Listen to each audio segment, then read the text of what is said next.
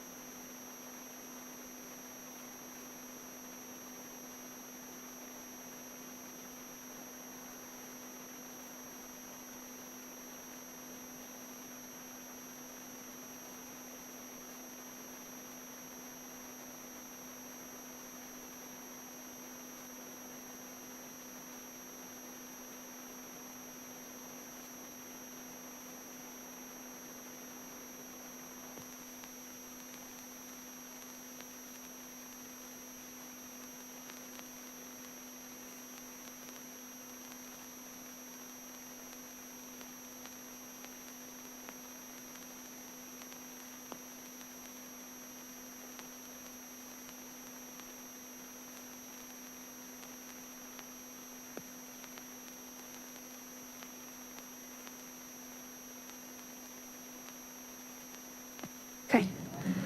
All right. So let's call the Wednesday, July 16th, 2025 meeting of the Falls Church City Planning Commission to order. Mr. Trainer, can you call the roll, please? Mr. Duncan, Here? Mr. Krasner, I'm here. Chair Comon, I'm here. Mr. Stevens, and Mr. Kravinsky. Here. Thank you. We have a quorum. Great. And we have an agenda. Any changes to the agenda anybody wants to suggest? Otherwise, can I have a motion to adopt? Madam Move to Chair, the agenda? I'm second that. All right. All in favor? Aye. Aye. Okay, no speaker series tonight, so I think we can move on to receipt of petitions, item 5. Mr. Trainer, can you provide a summary of any written correspondence? Yeah, there were no comments, Madam Chair. And no in-person petitions tonight? Correct. I did not receive any speaker slips. Okay. All right, so I think that brings us to our action items. 6A is the Affordable Living Policy Public Hearing. And I assume, who's introducing this item? Okay, great. Mr. Matusek. And actually, did we have a welcome? I guess maybe that was part of the director's report, but Seems like a long. We can shift yeah, things around. that's a long time to wait. So yeah, And why don't we? why welcome don't our we new do that planning director. now? Welcome. So happy to have you here in Happy to be here. in the Falls Church City community Finally. and coming from our neighboring Arlington jurisdiction. So do you want to share a little bit about yourself with the commission? Maybe we can do Sure. a quick intro. I'll be brief. Yeah. Not a big person for spotlight, but yeah, I've been with the county for 17 years. A little bit of mixture of long-term planning, zoning work, a lot of development activity. Kind of embed myself with the several different communities where a lot of our growth corridors are. Columbia Pike, Crystal City, Pentagon City, and kind of being the conduit between the developers, commissioners, elected officials, various agencies in the county, and our partners as well, the business improvement districts, and really just established a lot of good relationships and skills along the way, and happy to bring those here and lead a great team and continue kind of, Falls Church path and, smart decisions and pragmatic solutions. So, yeah, just excited to be here. That's great. Well, welcome. Yeah, I look forward to working with you. Mr. Duncan, do you want to just introduce yourself briefly? Or do we want to go down the line real quick? Or y'all met? I'm Phil Duncan. Welcome here. Happy. I saw your debut before the city council on TV there the other night. So I used to be on council for a number of years. I lived here since 1985. 3 terms on council and the Economic Development Authority before that, and then the Planning Commission for the last year and a half. Happy to have you with us. Thank you. Great. Brent? Sure. Yep. Hi, I'm Brent Krasner. I've been on the commission now for, I think, 8 years, which is kind of crazy. Before that, I was on the BZA. I've lived in the city since 2011. I'm a planner by training. I do mostly zoning work and development review for Fairfax County. So when you hear me talk about my day job, that's what I'm talking about. So I try to bring a little bit of that to the commission. But I also like doing this because it helps me to, exercise the long-range side of my planning brain, which I don't do as much during the day. So, I care a lot about the city, and I think we have a good team here on staff, and so hopefully they're helping get you on board, and we'll try to, not throw you in the deep end of the pool just yet. Give you a little bit of time to warm up, but yeah, we're glad you're here, and nice to meet you. Great. And I joined the commission in 2021. We had a chance to chat previously, but came here by way of the Transportation Commission after I put in a traffic calming request for my street. Drank the Kool-Aid on public engagement, I guess. And I also grew up here myself in Falls Church, so I'm a lifer raising my own kids here.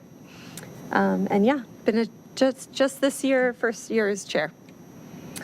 Tim? Tim Stevens. I have the advantage of having met Matt a couple of months ago, I guess it was now, as part of the team that reviewed the candidates. So you've heard from me a little bit already. I won't prolong any further discussion tonight, but just want to welcome you and look forward to hearing all the things that you've got to say, especially form-based codes, which has intrigued me for a number of years. So I'm sure you can share that along with a number of other things that perhaps we haven't been exposed to that we could benefit from. So I'm looking forward to that. Thanks.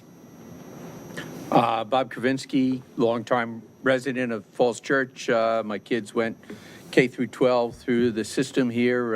My wife was a reading specialist. She just retired this year from Mount Daniel, our elementary school, and been on the Planning Commission since last January. Before that, I spent a year on the Housing Commission. And looking forward to working with you. Great. And we're missing Danny Polinsky and Sharon Friedlander. They both came to us by way of the AAB. Sharon I think she's actually an architect, right? So, and Danny just had a strong interest in architecture. And Danny joined at the same time you did, right, Bob? Yep. And Sharon's been with us maybe 3 years, 4 years now. Sounds right. So that's our crew. Anyway, welcome. Really happy to have you here and looking forward to working with you. Thank you. Appreciate it. So, Where were we? Affordable Living Policy Public Hearing. all right. So this was a city council item that was initiated back in January 6th of this year and is tentatively scheduled to be considered at the August 11th meeting. So with us tonight is Dana Jones, who will be covering the item in greater detail. Great. Welcome, Ms. Jones. Good evening. Good to see you guys again. Since we last met, we incorporated some of the changes that you all requested into the affordable living policy. And we also met with council. And if you look at your packet, you can look at the affordable living policy is there, but we also have a comments tracking sheet. And if you look at the 4th page of that tracking sheet, it has PC next to all of the comments that you all made when we came here in June, and all of those have been addressed. and incorporated into the document. Council reviewed, and so the main purpose of tonight is to have a public hearing, and also to have you all forward this to council. We're looking for adoption on August 11th. If you all are in agreement, then you would forward to council for adoption, and that is the purpose of tonight's meeting. There haven't been, Can I ask you to pause just real quick? Sure. Mr. Duncan. I can barely hear you, I'm sorry. Sorry, I don't have Okay. my mic on. Okay. The monitors aren't on, Jack, and I think Mr. Duncan doesn't have a computer to see. Is there a way to turn the monitors Oh, on? So we can see the materials. No, they're not on.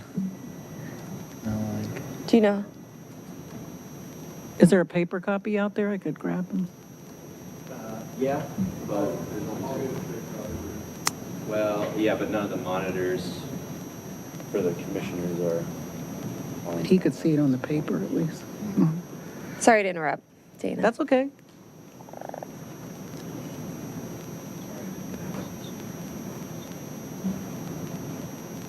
I just want to make sure we can all see what you're talking about as you're talking about it. There we go. Excellent. Got Thank it? you. That's it. Yeah? Yep. Okay. Okay. Sorry. Oh, no worries, no worries. Just, let me get back on track. So basically, we're here tonight so that the Planning Commission can review and recommend and forward to council and schedule second reading and a public hearing, which is tonight, sorry. So we just want you to forward this to council so that they can schedule their, let's see. I don't know why I'm looking at the, so that they can have second reading. And then we're going to advertise that. So, one thing I have are there any questions regarding the changes that were made since the last time I came in June? And you should have been able to see that in the document. Okay. And I don't know if there were any comments, because this is a public hearing. Have you received Yeah, anything? we'll open it to Okay. public comment before we proceed. But so should we start with the commission? Any sort of feedback or comments? Yeah, that would be great. At this point? Okay. Everybody I have a can go chance to through look at the anything that you'd tracking like. document? Any questions or comments about how our comments or questions were addressed? Yeah, I looked at it. It's very good. A lot of work you put into it. Thank you very much for that. You did incorporate a couple of little small things that I mentioned. Appreciate that Yes. as well. But now hopefully we get beyond the planning stage to the actual implementation, which is much more important, I think, in the long run. So We're really excited about that. Oh, one Yeah. thing I was going to say is that I think it was someone that mentioned working with faith-based organizations in the city. And there is a new pastor at Doolin who has replaced Pastor Dave. And he shared with me that he's going to be bringing back the group where all the pastors the leaders of all the places of worship in the city used to get together monthly, talk about different things. And so he's invited us to come with the chief and talk about affordable housing and programs in the city. So thank you to you all for reaching out to him, and he was kind of excited about it. So that's something that we're going to plan on doing. And we'll invite planning too if you guys have things that you want to talk to them about. That's terrific. great. It was because of you also. That's all I've got. Happy to help support this. All right, great. Mr. Kravinsky. So I did read the changes you made. First of all, I really appreciate you highlighting up front in the document, sort of going upstream against the market forces Oh, that are yes. driving prices through the roof here in the city, and how it's going to be a challenge to implementing all these great ideas. So I appreciate you highlighting that. The one thing that and I had thrown this statistic out, and I know that Mr. Trainer is looking at that now. I had heard a statistic from the staff that 27 of 30 housing permits last year were tear downs of smaller houses, and that made it into the document. So I think we just need to validate Yes. that. I heard that verbally. I've been using that statistic, but if it's going to be in this document, we just want to make sure it's, it's a good statistic. Otherwise, it's a great document. So Thank you. appreciate all the. And we're working with Jack on that and also permitting to make sure that the number is correct. Great. So, Thank you. Great. Mr. Duncan? Thank you, Madam Chair. Thank you for including the houses of worship and such Yeah, that as was- part of the mix. it was I you look forward to Yes. hearing our new planning director bring the experience that Arlington has had in that area. It is a sensitive area. I remember the first meeting that I went to when I was new to council, where we met with the faith-based groups, and there were still some strong feelings left over from earlier efforts to bring housing onto their agenda, and it didn't get off to a very good start. So it's good to have a chance to hit the restart button just in terms of the real estate available by some of the faith-based groups. The potential there is kind of obvious. So hopefully it's a relationship-building time that is fortuitous to have new staff, and I think community support is a little stronger for the need to be met, because there's such an understanding that the need is pressing, and the rents for even a very modest, studio are now topping $2,500, $3,000 a month, which is unaffordable for most people who make their living inside the city limits. So we'd like to try to provide some opportunities for people who work here to live here. Thank you. thank you. And we'll keep you posted on that. And like I said, we'll invite planning to come. They're interested in a number of issues like homelessness, housing, services for their parishioners and all of that. So we'll be talking about all those things. Great. Any thoughts, Mr. Krasner, you wanted to share? Or not required? No, I mean, I had a few comments the first time. I'm sorry. I'm having a really hard this is time low. I hearing mean, all of you. It's on. I mean, Is it? the mic's on, but it's, Okay. I don't know if it's the volume in the room. I don't It's know. better now. Now that Is you- it? Yes. All right, maybe I gotta speak. Maybe they could turn the volume up on the mics. But no, I was just gonna say that, yeah, I had a few comments when this was before us as a work session item. I think for the most part, some of those were more kind of just comments, not necessarily changes that were recommended. No, overall, I don't have anything further. I think that what's in there now is representative of the hard work that was done over the course of many months. And like I said, I just saw our former commissioner, Mr. Hyra, who I know was instrumental in helping the group Yes, work he to was wonderful. get this final product. And I know with his help, but also the many others who were involved, it's a robust policy that helps provide an additional kind of piece of ammunition, if you will, in our sort of battle for affordable housing, is to have the strategy laid out, the game plan, and that's really what this does. And so the folks are to be commended, and I know we'll be referring to this often when we're trying to fight for more affordable housing. So thank you. He was instrumental. He was pushed us a lot. Yeah, We I'm sure he needed did. it. He's good at that. So no, I'm glad that he was able to help that group. Yep. Thank you. Great. And yeah, and I just second everything that my fellow commissioners have said about it's been a really long process with lots of really smart people involved, all with different perspectives on housing, which I thought was really valuable. And just want to commend you for managing that process over the last, year and a half.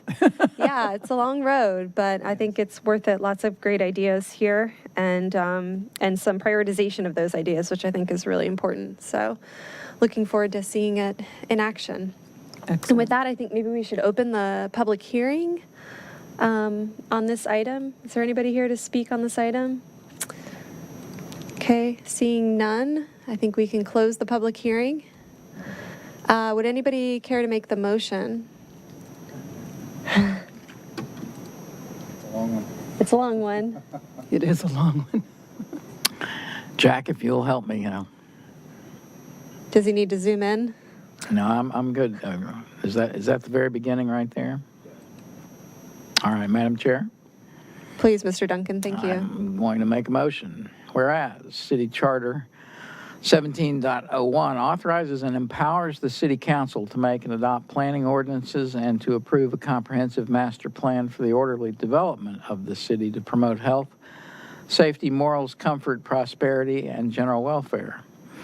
And whereas Virginia Code 15.2-2223.d requires that the City of Falls Church have a comprehensive plan that includes, quote, the designation of areas and implementation of measures for the construction, rehabilitation, and maintenance of affordable housing, which is sufficient to meet the current and future needs of residents of all levels of income in the locality while considering the current and future needs of the planning district within which the locality is situated, end quote. And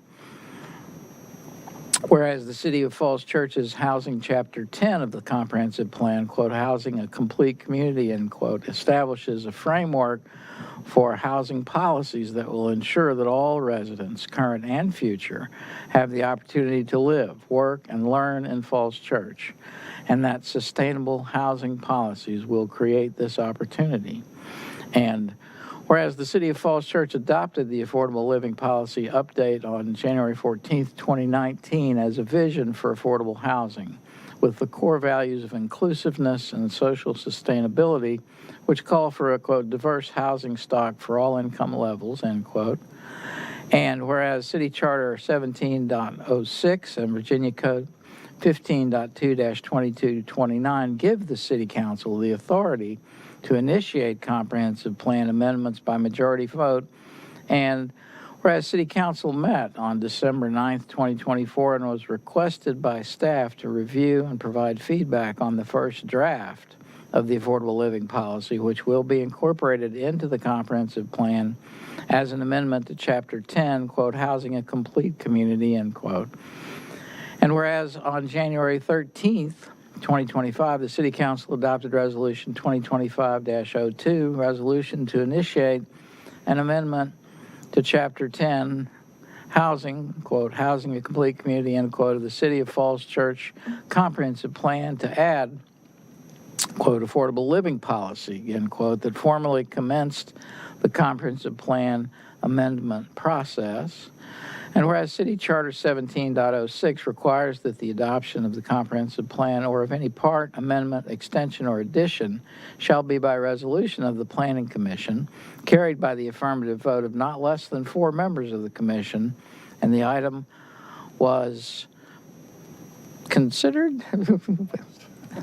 passed, okay, approved by the, thank you, by the Planning Commission on July 16th, 2025 by an affirmative vote of To be determined.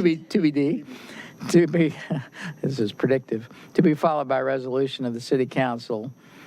Therefore, I move that the Planning Commission of the City of Falls Church, Virginia recommends City Council adopt an amendment to Comprehensive Plan Chapter 10, quote, Housing a Complete Community, end quote, to include a section entitled, quote, Affordable Living Policy, end quote, attached herein. Is there a second? Thank you, Mr. Duncan. I'll second it. All right. Roll call vote, Mr. Trainer?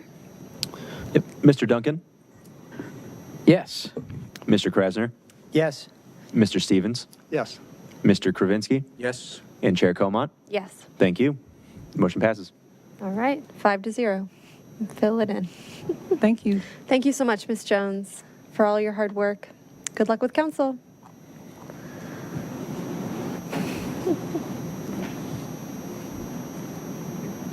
Okay, I think that brings us to item 6A, the Broad and Washington easement vacation public hearing. All right. This item was previously discussed by the City Council at their July 7th work session and more recently at their July 14th regular meeting. Final consideration, much like the earlier item, is tentatively scheduled for the August 11th meeting. And with us is Gary Fuller, who will be covering the item for tonight. Great, thank you, Mr. Fuller. Thank you. And also with me, representing the applicant, is Matt Weinstein. And so he's here to speak on any questions you might have. And so I'll go ahead and just briefly describe what's before you. So this is an ordinance to, this is with the property at North Washington and East Broad Street, 111 East Broad, where the Whole Foods is located. So the original site plan, the location of the sidewalk, the streetscape portion on both frontages on Broad and Washington was slightly off due to, and we're talking about inches and then multiplied by thousands of feet. So there's a net change in 41 square feet. Originally, it was platted at 4,133 square feet. And then with the adjustment, which is basically the brick facade is extending a little into the sidewalk area in terms of less than an inch, and then multiplied by the distance. So the 4,133 square feet is being vacated by ordinance, and then we're reestablishing the sidewalk, and it would be at a reduced 4,092 square feet, with the difference is what I mentioned, the 41 square feet. The city has a public easement over that for public use. So the property remains in the hands of the owner, but the easement by the vacation and then reestablishing it on the plat in the correct location, then the applicant will be able to record that in the courthouse accurately. And so this is an adjustment based on a slight mistake or so forth. And so what we're asking you to do tonight is to, comment on this. It's been referred, as the planning director has indicated, from the council on Monday night. They have a second reading scheduled in August. And so we're asking for a recommendation. This was an approved site plan that came before you. And so the as-built showed this slight difference. And so we're correcting that, and we're before you because the site plan was before you, and we're adjusting the plat accordingly. So with that, I will end my presentation and ask for any questions. And then Matt's here as well. Do you want to speak to anything, or do you just want to? He's available for any technical or other questions on this. So thank you. Okay, great. Thanks for being here tonight. Any questions from commissioners on this one? Yep. I do have a question. Yeah, I do have a question, but first of all, I mean, I've listened to all the council discussions on this, and I have no problems in recommending this. But I'm just kind of curious, from the city standpoint, did we make the actual precise measurement to determine that there was just a little bit of a need for correction? The applicant's engineer figured that out when they did the as-built. And so with that, the need for the adjustment, they came to the city to vacate the easement and then reestablish it. And so they can record it, in a correct fashion. Would we so normally? it was discovered by the applicant. Okay. Would we normally, though, make that type of a precise measurement to make that assessment ourselves?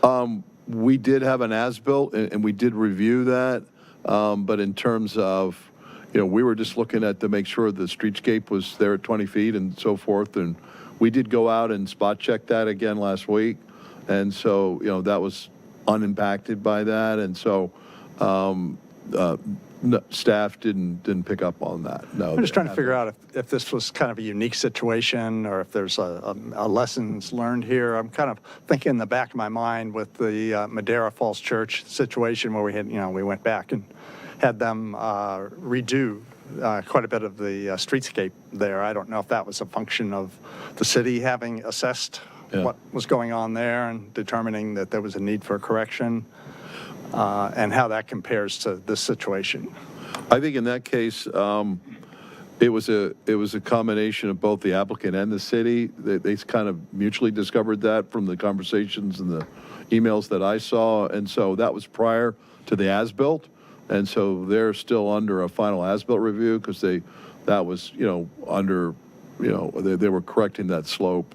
And so that was something that was discovered by staff in the field and in conjunction with their engineer. So Yeah, like I say, I'm just trying to assess whether or not there's a lesson learned here. And in particular, the thought occurs to me whether or not, as part of the voluntary concessions, when those are being hammered out at the very beginning, if there isn't some kind of a paragraph in there that talks about this situation so that we don't have to go through, kind of an elongated process. Just off the top of my head, I mean, I have no expertise in this area, so I could be Yeah, way off base, but. Yes, in some of the recent special exceptions, the city manager is delegated the authority to make final adjustments. Right. And he would then check in with staff, and we would present all the information on something like this. It could have been something that he would have, in terms of the founders too, he could have acted on that with advice from staff.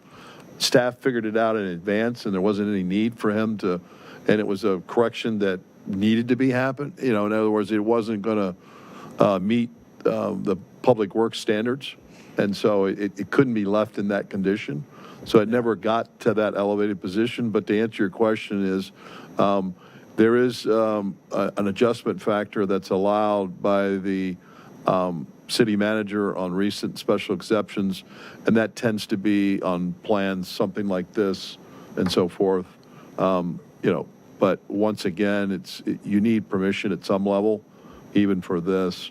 And then lastly, as I mentioned earlier, we have as-built, and so that is, the site plan is approved with specific dimensions, and then, sometimes due to final engineering, some things will change. Sometimes a slope, and they may have to put a retaining wall in. If they're significant, we require a site plan amendment to do that. Other times, we can make some adjustments, like for retaining wall due to some slope. That can be a staff administrative approval.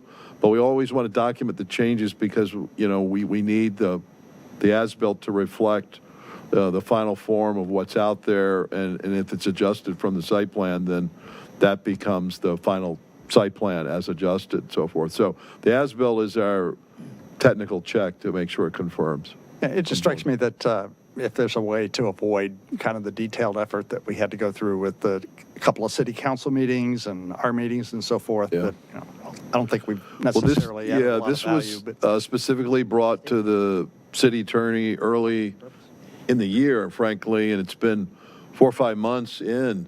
And so we, had internal discussions, and it was determined that this was the means to do the correction. So Yeah. it was vetted, and this is what we ended up as a process. So I wasn't involved in the front end. Laura Arsenault has been covering this item. I'm covering it for her tonight. She's on vacation, but I'm familiar with it, and so that's kind of the background on that. Is that we looked at it internally, and the city attorney determined this would be the process. So. Okay, thanks. Anita, please go ahead. Yeah, just maybe add a little more color, and thank you for your question. This originated late last year when our engineers discovered that some of the lines on the as-built plans were just off slightly. The complicating factor here is we had an easement recorded where we granted the public sidewalk easement to you, and under state code, for an easement to be vacated, it has to be approved by the county, right, or the city. And in some cities, in localities, they do it administratively, some do it legislatively, and through discussions with the city attorney, the decision was to do it through the legislative process, which is why we're doing this. Now, to Tim's, sorry to interject. I mean, Go ahead. to Tim's point, I mean, I think as far as the way to do it differently, I mean, the part of the issue is that the sidewalk here is still on private property. I mean, sometimes the land, the sidewalk can be on public property. They could dedicate that area as part of the right of way. The building's right at the lot line, and the sidewalk immediately in front of the wall of the building is public property, in which case you wouldn't have a situation like this unless the building was built off. This, I think, was the situation, right? It seems like it was a mistake. I mean, it was recorded maybe before the building was finished, right? Is that correct? Maybe I'll ask the applicant, is that correct? The easement was recorded at the time of site plan. Typically, that's when that's done. And the building wasn't completed yet. It's the building, everything's got shifted by, looks like 1.5 inches or something, right? 1.68, I calculated. Is that correct? Am I getting it right? Yeah, and I mean, if you look at one of the exhibits, it shows all the different changes, and it's 1 square foot here, 2 square feet there. Right. Yeah, At 5 some square point, the width was like 0.14 Yeah. of a foot. So Yeah, that's it's like simply 1.68 just because inches. the brick projects ever so slightly into the easement. Right, so the issue is this is still their property. They've granted an easement for public use in perpetuity, but the easement now doesn't line up where the actual sidewalk is. So there's like 1.6 inches of sidewalk where if you stuck your toe in, technically you'd be trespassing or something like that. So we got to fix that problem. Yeah, and it ended up being a situation where there's an encroachment, the building's encroaching into the easement, which Yeah, we or maybe can't it's the do. other way and like, right, the buildings, Yeah. right, yeah, so. If I may, I think part of the challenge, and I forget who brought up the point, there is a degree to which some of this is unavoidable because of the nature of the timing. The easements, dedications, they all have to happen prior to the building being constructed or finalized. So in essence, it's the inspections of the construction process during which we have to verify where that line is. Are we holding true to where the easements that were recorded? And only after the building is complete, we really verify if we exactly got it right. One could argue with the scale of the site, the scale of this building. If we're half an inch away, that's close to perfection. But nonetheless, I think the applicant, to their credit, contacted the city and wanted to clarify this and clean it up. And with the city council's feedback, we're going through the process. So, Mr. Kravinsky. Thanks. Just one clarification. So how does this relate to our site plan approval responsibilities? Is this part of a site plan approval or an amendment to a site plan approval? Is it, or our new responsibilities, which we no longer have? How does this impact, this particular decision impact the site plan discussion? The Is this a site plan approval? No, this is a plat change that was part of the site plan. It's the A easement. plat change that was part of, so we So will. it's a line that's on the plat, so we're vacating that, we're changing the line so slightly, and then re-recording that. So we no longer approve site plans. In terms of, this is not a site plan amendment, it's a plat amendment. A plat amendment. revision. So we still approve plat amendments. Yeah, plats are at the time of this site plan, a plat is required as part of that site plan review. And so these were approved as one package at the time the planning commission approved the site plan. And so it's a revision to just the plat part at this point. Yeah. Okay. All right, then my second comment, and it actually gets back to Mr. Stevens' comment. So 41 square feet out of 4,000 square feet. So that's 1% deviation to the original plan. And right now, we had the applicant submitted their application in February. There have been 3 city council meetings, 1 planning commission meeting, or there will be 3 city council, a lot of staff time, a lot of applicant time. So when we keep talking about streamlining the process, the application, the permitting process, it seems like this is a great example of perhaps a lot of hours that have gone into a very minor technical adjustment. Staff hours, applicant hours, city council hours, planning commission hours. And I'm wondering if this wouldn't be a really good example that we could just pull this one apart, say, how many hours went into it? What was the cost to the city, to the applicant, for approving this 1% change to the sidewalk? I think if we're going to be serious about this idea of streamlining the application process or the permitting process, we really need to understand the amount of effort that goes into something as small as this. And is there a different way to do it? I think, Mr. Fuller, you mentioned that there was a possibility that the city manager could have approved this without going to city council 3 times, and all of the applicants hours involved. Is it worth pulling this one apart and saying, could this have been streamlined as part of our overall effort to streamline the application process?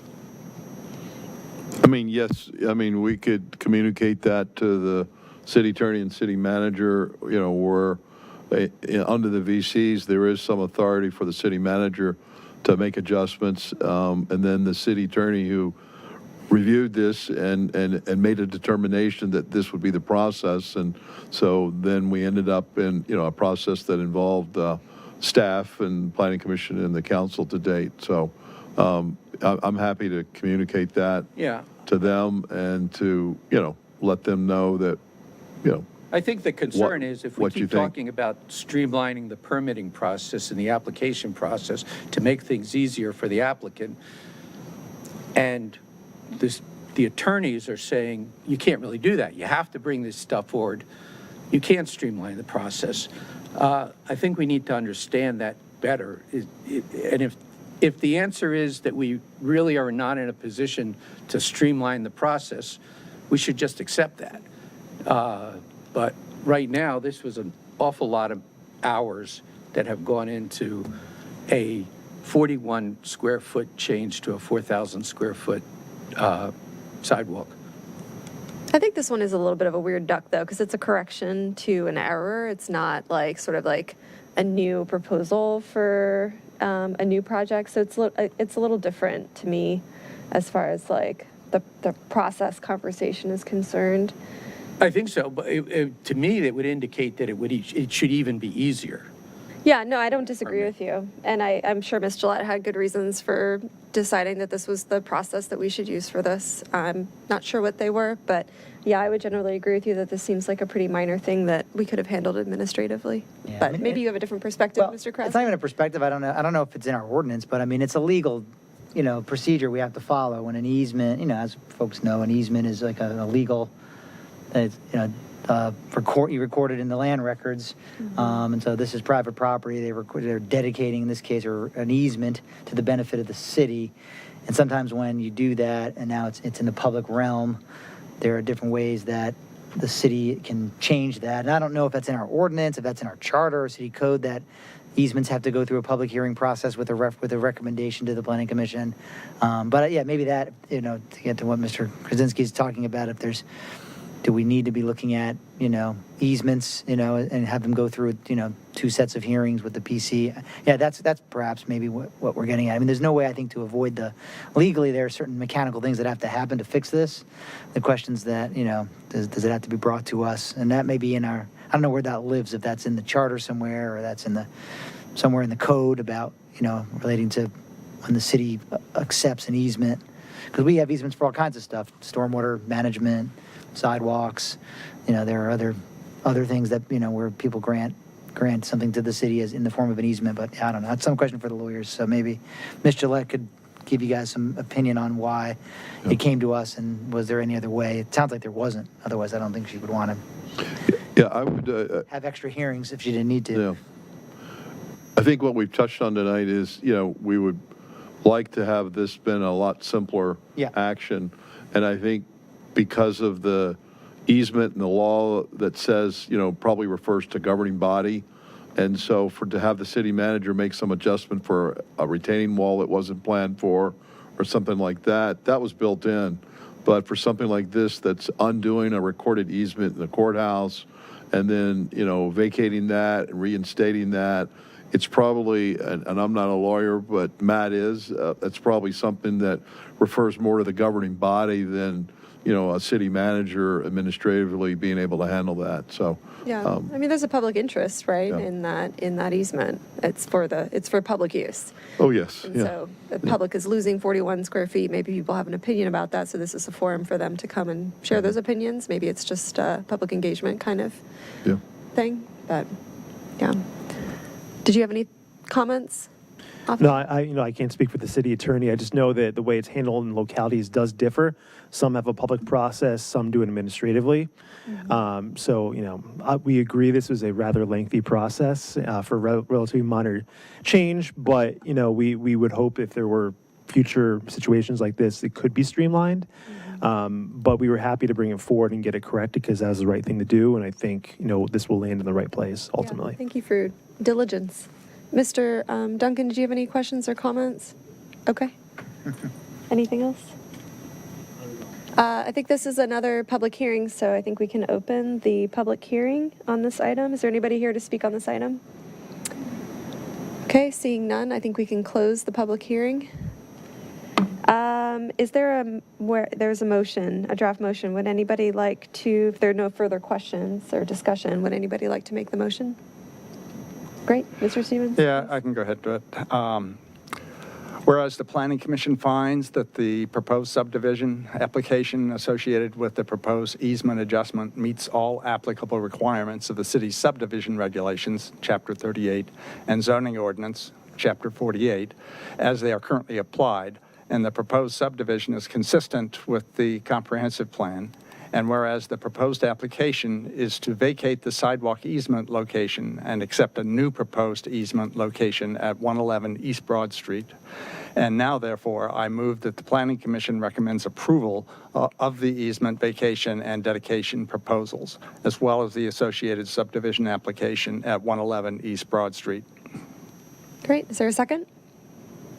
Second. I'm not sure who I don't know. who had that one. Mr. Krasner, second. All right. Roll call vote, please, Mr. Trainer. Okay, Mr. Duncan, Yes. Mr. Krasner, Yes. Mr. Stevens, Yes. Mr. Kravinsky, Yes. Chair Coma. Yes. Thank you. The motion passes. Great. Thank you. Thanks for coming out. Okay, I think we can move on to item 6C, which is utility undergrounding. I saw we have a really nice staff report for this. Thank you, Jack, for preparing that. Are you going to introduce? I'm going to introduce it Yeah. and hand it right over to Jack, who's much more familiar with this item. It is in response to feedback collected at last month's Planning Commission meeting, so I'll let Jack take over from there. Great, thanks. Thank you, Mr. Matusek. The Planning Commission at its last meeting held a work session with Cindy Mester, who briefed the commission on the city's ability to incentivize undergrounding of existing utilities. At that meeting, the commission determined that it would like to make a formal recommendation to City Council regarding its its next legislative session to have some conversations with legislators in Richmond to explore the possibility of getting some additional power to have that sort of ability to have these agreements or understandings with cable and telecommunications providers when entering franchise agreements or renewing franchise agreements, specifically to underground existing utilities.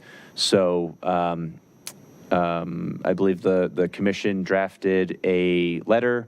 That language is included as an attachment. So the recommendation tonight is for the commission to come to a consensus on that language if there need to be any edits, and then make its recommendation to City Council. Great. Thank you, Mr. Trainer. And I want to thank Mr. Kravinsky for drafting this letter on our behalf. And I will note, Mr. Kravinsky, that your original draft had all of our names listed at the bottom, and Mr. Trainer told me that it should just be the chair's name. So that's why that changed, just so you know. It wasn't me. That's fine. I was using the template from a housing commission. Got it. letter. Yeah. I don't know. It was news to me. But yeah, anything you want to note on this, since this is kind of your baby? No. Well, first of all, I thought the staff report was excellent. And the only thing that I'm a little concerned about is I was a little bit cautious about highlighting the accessibility aspect, the sidewalk accessibility aspect.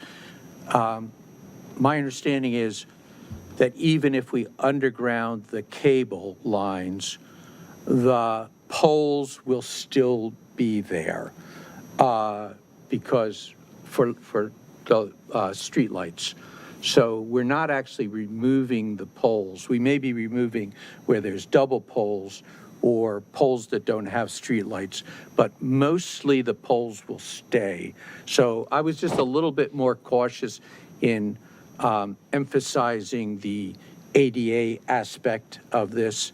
I think it in the whereases there were, it does highlight, removing existing utility poles have the potential to improve safety, accessibility.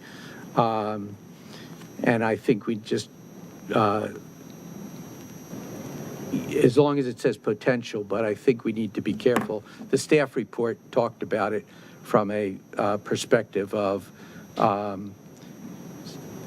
accessibility of the sidewalk, and I'm not quite sure that that's that's actually, we wouldn't necessarily be removing poles. So I don't have any major problem. The only other thing that I want to highlight is this is an uphill battle with the legislature. So I want to make sure that we recognize this. Cindy Mester, her perspective is we should just go forward with this. It is a good initiative to highlight to the legislature, but we all need to know that if we put this on our FY26 legislative programs, it is an uphill battle, and the likelihood of success of getting something accomplished in Richmond is probably not great. So I think we just wanted to highlight that to the other commissioners. Well, it's definitely not going to happen if we don't ask.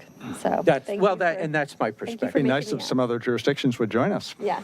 Well, there, maybe we'll be the beginning of the flood. I'm comfortable with the accessibility benefits, I mean, I think there's a pole there on my dog walk that has various cables that dangling from it and crossing the sidewalk. So that's impairing my accessibility in that area. So regardless of whether the poles can come down, and if they do come down, then I think that is improving accessibility. So I wouldn't worry too much about that in the motion.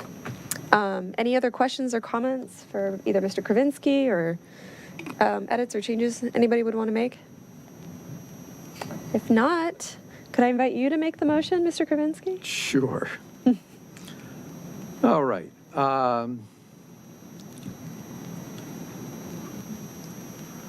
Whereas under Virginia State Code, Section 15.2-2108.1:1, local municipalities are limited in their authority to require or incentivize communication companies to underground existing cable lines within franchise agreements, and whereas undergrounding cable lines and removing existing utility poles have the potential to improve safety, accessibility, and aesthetics of the city's streets and sidewalks, and whereas undergrounding communication lines and removing above-ground infrastructure align with the city's priorities for pedestrian safety and contribute to the greater and more attractive sense of place. And now, therefore, be it hereby resolved that the City of Falls Church Planning Commission recommends that the City Council advocate to the Virginia General Assembly as part of its 2026 legislative program for new legislation granting municipalities expanded authority in franchise agreements to require or incentivize communication companies to underground existing cable and communication lines as outlined in a letter dated July 16th, 2025. Great. Thank you. Is there a second? Second. Mr. Duncan with the second. Do we need a roll call vote, or can we just do a voice vote? Doesn't matter. You could do an all in favor. All in favor? Aye. Aye. All right. Motion carries. Thank you. Thank you, Mr. Kravinsky, and thank you, Mr. Trainer, for preparing the staff report and the motion, I assume. Thank you for that. Appreciate it. I know that's extra time. All right, we'll see where it goes. Okay, that brings us to our minutes from June 18th. Any edits? If not, I don't think I was here that day. I was going to say, oh, you weren't here. Yeah, I'm marked as present, but I was not here. The ghost Brent Yeah. was with us. I was on so- vacation that week. You're here in spirit, so even when you're not powerful that here. even when you're not here, So that was my only Move edit. him over to the absent column. Madam Chair, the usual masterful job by Jack and doing the minutes on line 116. I think it's the Environmental Sustainability Council because that's what it is, and at least one other reference. Add an AL to environment, am I right? Other than that, that's all I had. I would thus move to approve the minutes as revised All for right. the meeting of whatever meeting this is. Second. Second by Mr. Kavinsky. All in favor? Aye. Aye. Okay, thank you, and thank you, Mr. Trainer, for preparing those. No work sessions tonight. So that brings us to our information items, and we are running ahead of schedule. Any commissioner reports tonight? I got some questions. Nothing from you, Mr. Stevens? Been on vacation. The EDA is kind of interesting. Their meeting, they were experimenting with a new streamlined approach. So they The cut, meeting? Yeah, so they cut their agenda down to just a few items, and we're out of there in about an hour. That's great. I'll have to talk to Ross about that. Yeah, I don't know if we can replicate that here, so don't get your hopes up. yeah. Who's giving the director's report? Should I hold my questions until after I've heard that? Maybe, yeah. Okay, all right. Yeah, I think we may have a little bit of a discussion during the director's report. There Okay. are lots of interesting things in there. That's right. Okay. Anything else? I'll hold Any off. other commissioner reports? Okay.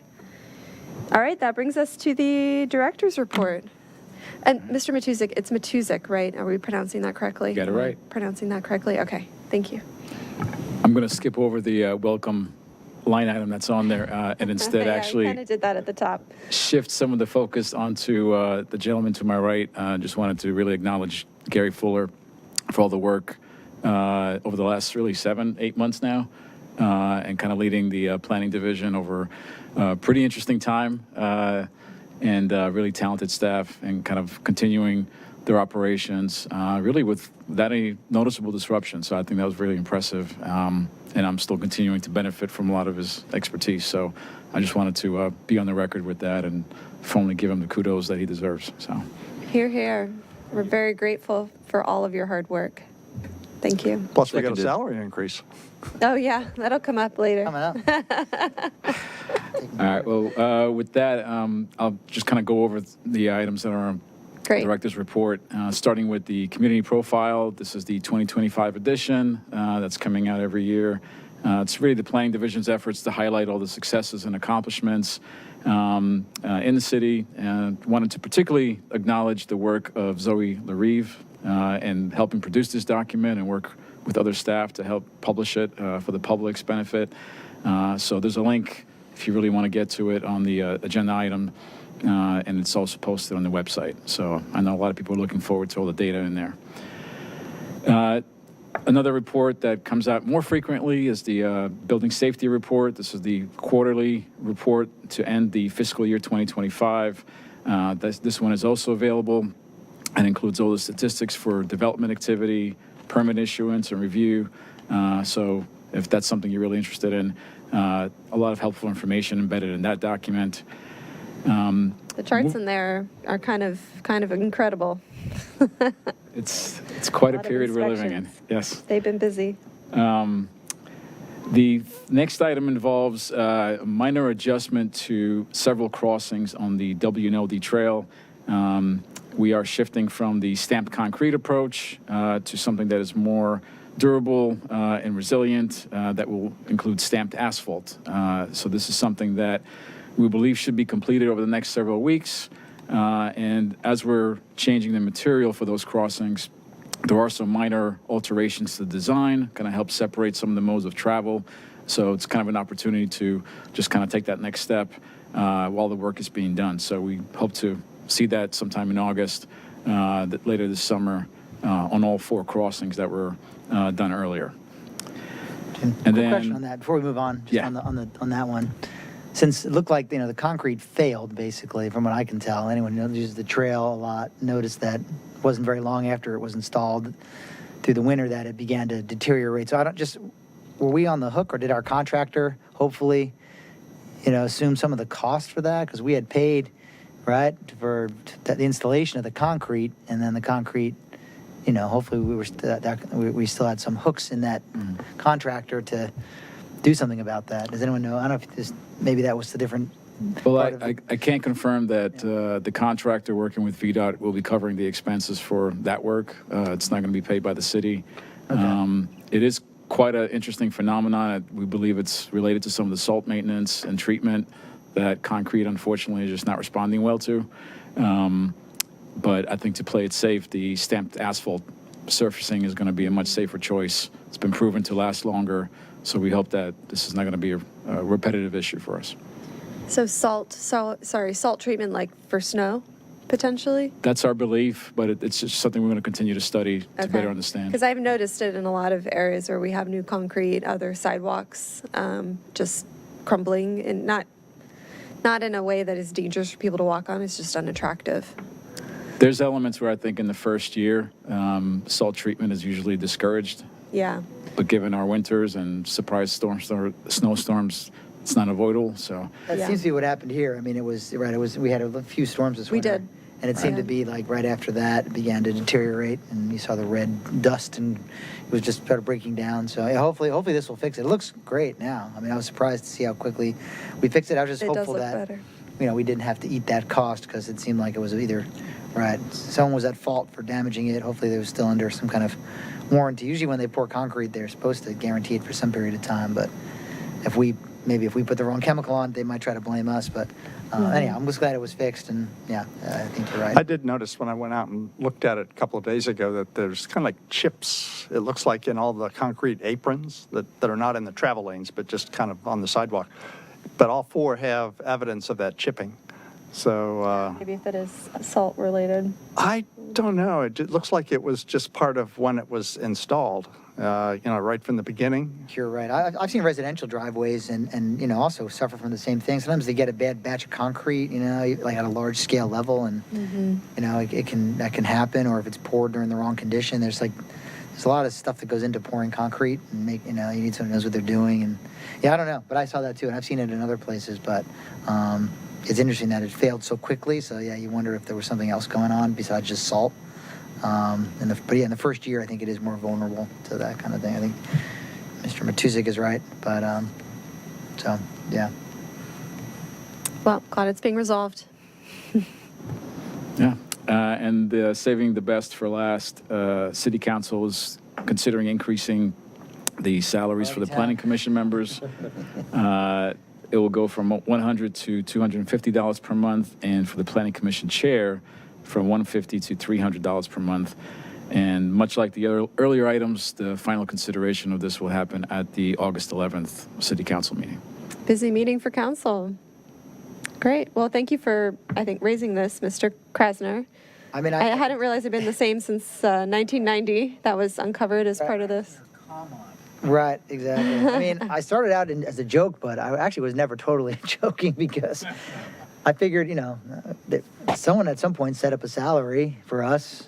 In for this 1990. commission. It was 1990. Yeah, and I don't know how long, maybe it was, since 35 years ago. Yeah, so like the fact that it hadn't been changed since then, I just, something about the number seemed off to me, that it was unusually low. I mean, I think in the report to City Council it talked about. Yeah, there were lots of Talked about what Fairfax County pays its planning commissioners. I guess we're not going to hold out for 25 large, but that might require us to spend a lot more time here. I think more than we wanted to. They didn't get it out of us, but in any event, I'm glad. Yeah, I mean, I'll be thankful for what we got.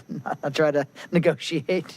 I don't think we can negotiate anything. No. But I think I appreciate the symbolism of it, that they recognize. The council made some nice comments too. That if you watch the meeting where they do value our time, and so they felt it was appropriate. They just gave themselves a raise, so it sounded. I guess they're feeling generous, and we appreciate it. We're often here So- quite late. As Ms. Comont said, we go from beer money to cocktail money. I like that Yes. analogy. So maybe we can go out and celebrate. We'll advertise it. Yeah, and, we'll advertise we'll it. go out That's right. and celebrate with all our our windfall. Yeah. Well, thank you for raising it. All right. Is that it? That's it? Okay. Any other questions? Can I just do the look ahead real quick? Yeah, actually, I think I had a couple things that I wanted to ask about. Hold on. I listened into a little bit of the council discussion and, everything that's happening with SB 974 and the designated agent. So it sounds like we're planning to develop waiver criteria. What's the process that you're planning to use to develop that criteria, and would we potentially be involved, or the public? Much of that is still being reviewed, so we're hoping to kind of use the rest So of the it'll be summer. like kind of in the second half of this year. I didn't know if it was something that you needed sort of immediately, because now it's your will be your responsibility as of, wasn't it July 1 that this change went into effect, or was required to go into effect? Some of the changes went into effect on July 1. I think, as Gary was mentioning in previous meetings, the advantage we have this summer is that there are no active projects that I think Right. are impacted by that, which gives us a little bit of room to Breathing room, remain yeah. productive, research other jurisdictions, best practices, and really start to socialize some of the ideas and kind of get a draft in front of you all for review. That would be great. And then I think it was Ms. Flynn who recommended that any sort of like projects under consideration, since they won't be coming to us for site plan approval, that they be included as as part of the director's report, sort of as an FYI to the Planning Commission and the public. And I think, Mr. Fuller, you agreed that might be a good idea, and I agree that it would be too. And you also mentioned that public notice is still in effect to neighboring property owners, and we're still planning to do yard signs. So the public will be notified of these projects, even though there is the discussion in this forum will not be happening. Is that all correct? You are correct on all of that. And we are looking at a process in which the Planning Commission can be involved on an interim basis or at the time of the code updates in October. And so we're looking at both interim and post approval of the state code changes that are incorporated. So that's also a parallel piece that we're developing a process for. And so, but I am confirming all of the items you mentioned would be happening. We would post the signs at the time of application, so right up front, and then the notice would go out near the end for the 10 days letter to the adjacent property owners. And so we're working on that process now and finalizing that. I had a meeting with staff today. The director will also be meeting tomorrow with some of the senior staff to continue that discussion.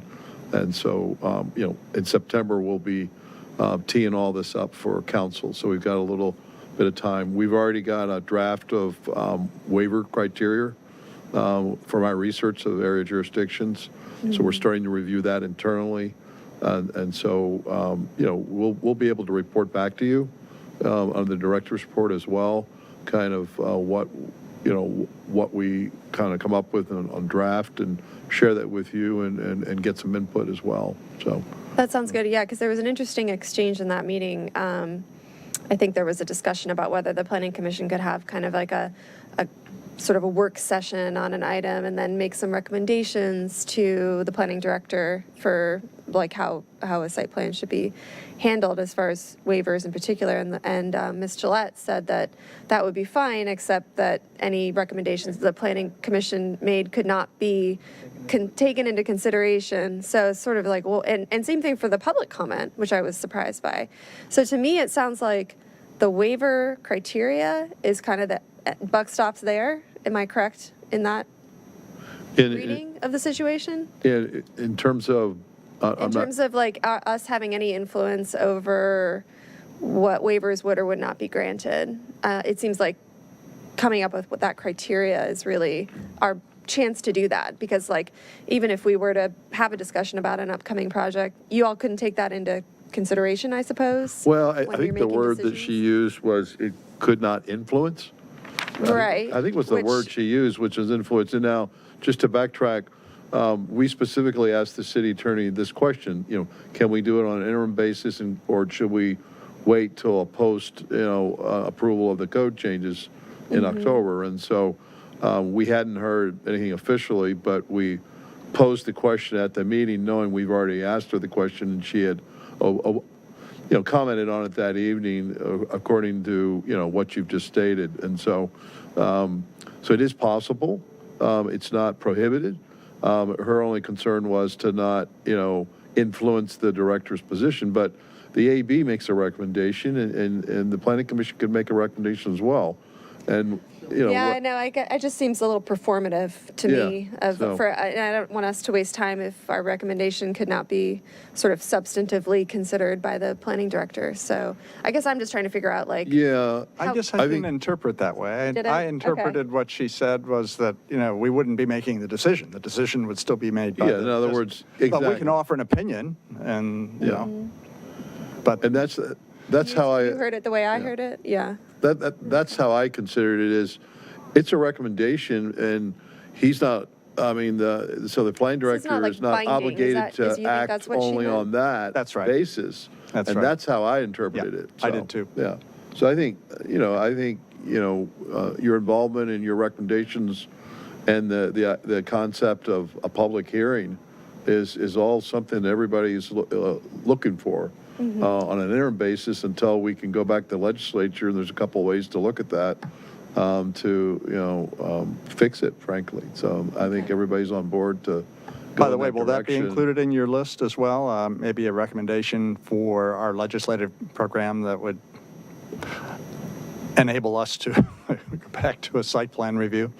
Yes, we've already had discussions. We've already informed Elliot Simon. Those discussions have voted on it. started. Okay, yeah. Councilmember Yeah. Snyder specifically asked for that Yeah. by motion. Right. When he addressed this item last Monday. And so I think we're all on the same page on it. And, and we expect to confer with you and to get your input as we develop these. And so I think the only other question you had asked about the waivers, I think that would be part of any discussion and recommendation you would be making. You could comment on any requested waivers as well. Yeah. And so the waivers wouldn't be in final form in that we would kind of develop those in the process, but we wanted to have something to start with. So, the waivers presented would be, our first step forward on them, but they would be subject to more research and more development and fine tuning. And so, that's a starting point for us. But The criteria, you mean? The waiver criteria? The criteria for the waivers, yes, Yeah, is what okay. I'm saying, yeah. Okay. Well, thank you. Thank you for working on this. Any other questions on that topic, or? Just one more in the same vein, a little deeper. Was there some line in there that said that the new restrictions applied to single-use applications but not mixed-use applications, or did I just imagine seeing that? No, there's actually there's actually a distinction in that. I don't know, Mr. Trainer, I know you were familiar with that. Do you want to comment any further? Yeah, the new legislation sets different review times based on the uses of the site plan. So if it's a single use, either residential or commercial, it's on I believe a 40-day timeline from submission to action on it. And if it's mixed use, then it's either 60 or 90 days. I'll have to refresh my memory. But depending on the use, the new legislation sets different timetables for site plan review. So it's in reference not to who has the authority. We still would not have the authority, but the process for staff, the administrative process would be a little longer in the event of a more complex mixed use. So That's determines correct. the It's just planning timetable. director's timeline. Yeah, exactly. Well, that's something, but yeah, I mean, just to underscore what I heard is the same as what's been reported here, that there was interest on the council, and commitment to staff to explore legislative remedies in the new session of the General Assembly if it comes to that. So I would encourage us to keep down that track. Thank you all for all the time that you're taking on this. I know it's an unexpected assignment, but it's very important, I think. The process that we've developed here over the last, at least dozen, if not 15 or more years has been very, inclusive. It sometimes is time consuming, but I think the final outcomes have generally been to the liking of the community, the projects that have been built and the ones that didn't make the cut. Also, there have been some of those. So in some ways, it's a shame to tinker with the Falls Church way because it's worked pretty well. But maybe there's new possibilities in this new arrangement. Certainly there are some individuals and groups that are just resistant, to any change at all, and we would like to do whatever part we can to change that situation in the whole Commonwealth, particularly as it relates to housing projects. If I may, Yes, sorry. just to weigh in, I think something the chair mentioned earlier really stuck with me. I think I would agree that the term influence, as mentioned by someone on this conversation, deals with the separation of, I guess, the authority if this goes forward. I would consider that any advisory group that's being asked to evaluate would inform the decision by the designated agent. I would hope so. So I want to make sure that the expectation's there. It's not, Yeah. we're not going through the emotions where that feedback's not going to go anywhere. It's certainly going to be observed, listened, and considered. But you use your professional judgment in the end. Yeah, so I also had a kind of nuanced interpretation of the word, influence, but I can see why it can take off in Got my very different attention. directions. Yeah. Thanks. Mr. Trainer, did you want to do the look ahead? Or does somebody else want to do the look ahead? I don't know who you usually do that, or you have in the past. Sure. So the Planning Commission's next meeting is August 6th. We currently don't have any scheduled items for that meeting, but we do have 2 weeks before posting day. So we'll see if anything comes up and let the commission know the fate of that You're meeting. required to meet once a month, is that correct? Yes, I believe so. Your rules of procedure talk about meeting at least once a month? Yeah. Yes, that's correct. Unless there's nothing to do. I guess, yeah, if there's nothing to do. I guess I'm wondering, I know we maybe previously chose to cancel the August 20th meeting. I don't remember if that was a quorum or staff, vacation time, but would it make sense to cancel August 6th and keep the 20th to give a month for items to come in? Yeah, I mean, at this point, we don't have any items scheduled for August 6th, and, that being the next meeting, we're, planning to announce that as a cancellation. And then if there's any,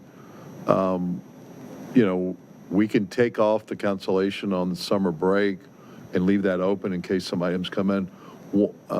So at this point, we don't have anything. We met on Tuesday, staff, and we still don't. I mean, it's just right now, it's just kind of a slow period, so. Yeah. Yeah, so I guess I would just recommend let's cancel the 6th now so Okay. people here can make their schedule plans and keep the 20th open. So we'll strike the council on the 20th of August? Yeah, as long as that works And for we will staff cancel the meeting on and August 6th. And the commission. Does that work for the commission? I'm not here on the 20th. Is there anybody else who will be missing? I know we don't have 2 folks with us tonight. I'll be here on the 20th. I'll be here because school's back in session. Yeah, that I'll be on week. the 20th. Yeah. I think it's probably safe to say that Danny and Sharon will be here because school goes back in session on the 19th. Yeah. But we can confirm with them, or the 18th. But yeah, maybe we could pencil that in. So plan to cancel the 6th Okay. and keep the 20th. Thank you. Could I ask? Thank you. That's fine with me personally. Could I ask, are we scheduled to receive an update from staff about the status of the CIP projects? I'm looking at the look-ahead items. Isn't there supposed to be a quarterly report to us as well as council on that? Or am I making that up? Receive that quarterly? the CIP update? The reason I ask is that with school starting, it reminds me that the project at the baseball field and the concession stand and so forth, I hope, is underway. I haven't been up there in a little while, but that's just one example of a CIP project that, a lot of people were working on it, but it sort of didn't come to the council's attention until it was too late to take much action for the last school year. I would hope we could get off to a good start on the new school year and get a report that says that there's... I thought the last couple of years we had launched into the CIP in November. Yeah, but we hadn't, I think Mr. Duncan's asking about updates for Yeah, the like current where are we? CIP projects. I mean, Right. You know, the sort of stoplight. Caitlin gave an interim report not that long ago, I think, Yeah. didn't she? I think this is something Ms. Sopsey said she wanted to. I'll confirm with her, but I believe this came from Ms. Sopsey herself, that she wanted to more regularly present updates instead of that's coming to what the I commission heard. just, at the time of updating the actual CIP document. Mm-hmm. Yeah, but we're hearing more regularly from her. I Right. think that's a great idea. I'm sure she has her hands full of So, projects, but And I know that this has been on there a little while, so I'll follow back up with Ms. Sopsey to make sure that was the intent. And see if she's free on August 20th. yeah, Thank you.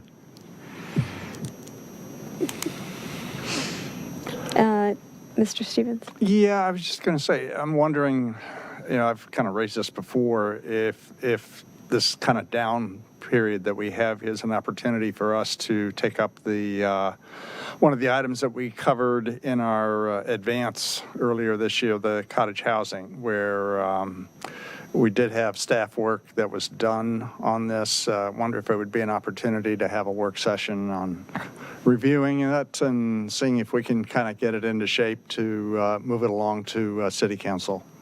Yeah, I was wondering about the process for that. Is this something that council would need to review first and refer to us? Or is it something that we could review ourselves and then send Well, to it strikes me council? they would still need to initiate it, but there's no reason why we couldn't go ahead and send them something that Yeah. they could use as part of that process. I think they are planning to review that 2.0, but I'm not sure Right. where it is on their agenda. You didn't happen to have their agenda. sorry, which The item? cottage housing 2.0, or, recommendations, those 4 recommendations from, Look back at year 7. sorry.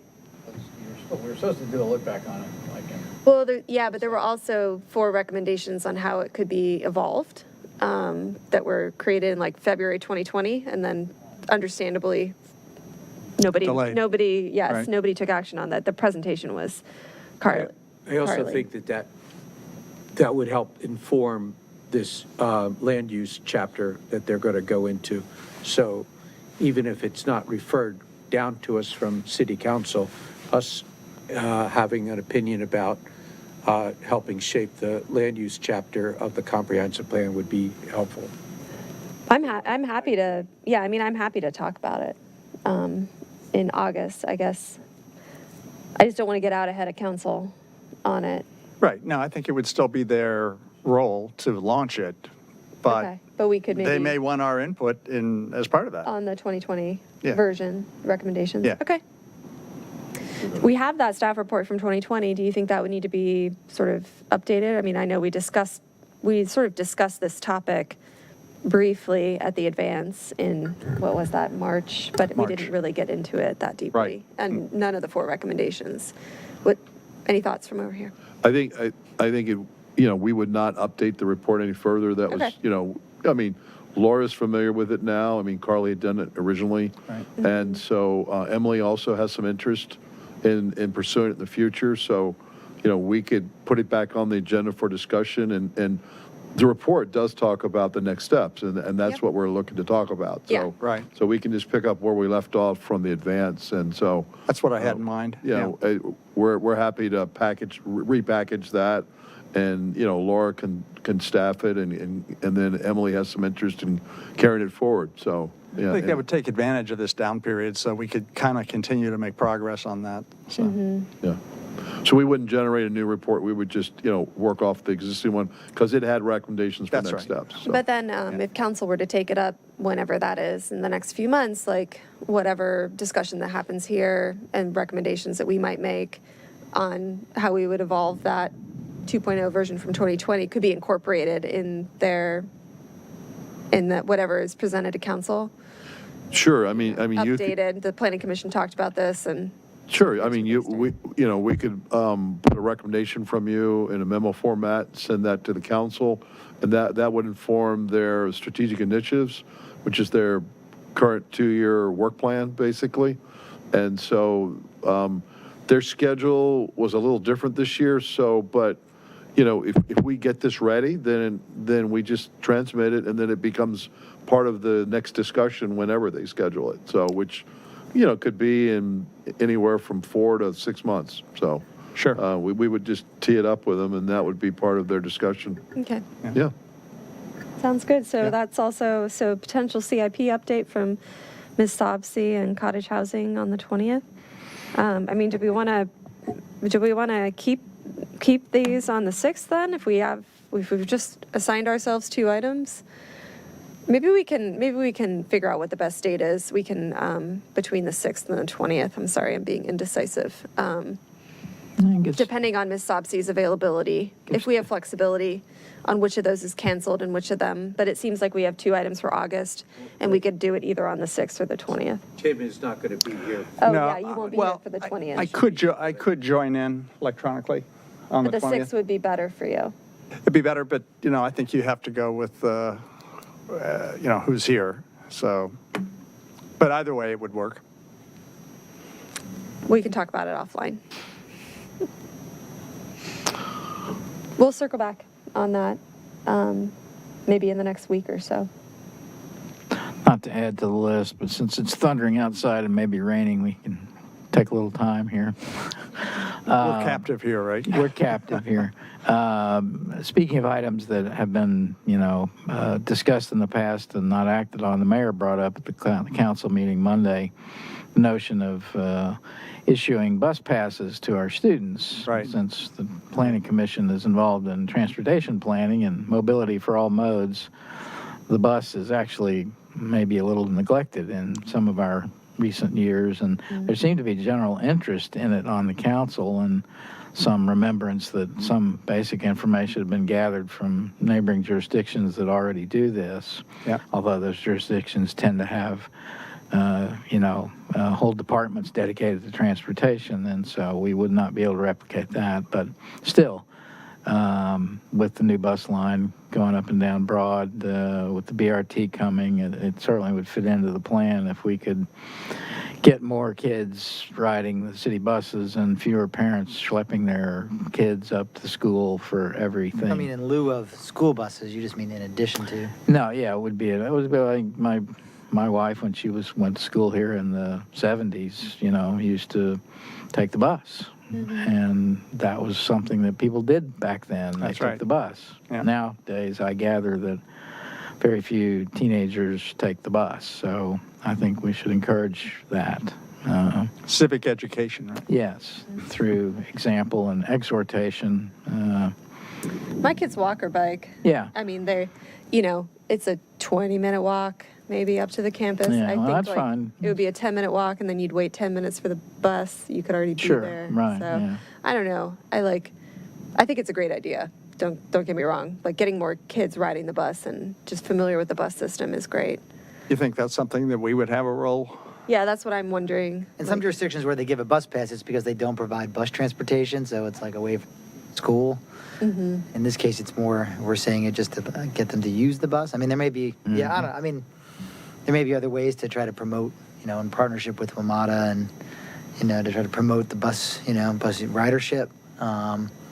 But yeah, I think as far as actually getting to school, I don't know. I mean, right, it kind of, kids within a certain, I forget what the distance is that get the bus, and then beyond that, it might appeal to the people who live, but ironically they're closer and they can walk, so. Yeah, I didn't mean to exclude, to contain only students. I mean, Yeah, Ms. Downs said, you know, we live over on the far side of town, Yeah. and if there were bus service, you know, just to go to the movies or whatever. I mean, Yeah, yeah. I don't know. To me, Falls Church, and I understand that 10-minute walk and waiting 10 minutes for a bus, that's what killed George, you know, because George wandered all around Metro Falls Church, and you could walk there faster. But Or bike. when or bike or whatever, you could get there on your own without having to wait for. But you know, times when the weather's bad or you're carrying luggage or you know you got a tuba that you're taking to music class. I mean, I don't know. Bus. There's all sorts of reasons The to bus do it. has a place, and when we get the BRT, it'll be a bigger place. And Yeah. it seems like we ought to try to train the new generation. We should be like Bermuda, where everybody rides the bus and nobody has a car. And or scooters. Yeah, or scooters, right? Yeah. We went to weather like Bermuda. Yeah, right.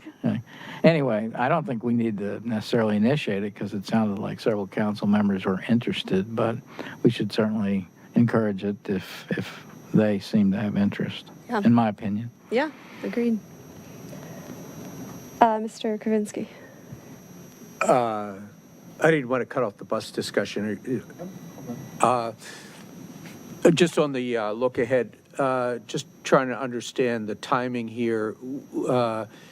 In September, we're going to see the utilities and facilities chapter of the comprehensive plan.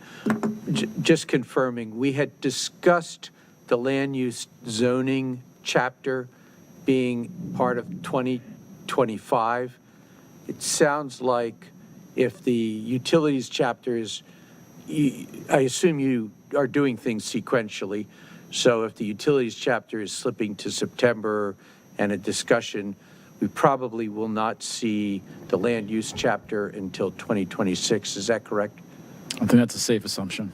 Okay.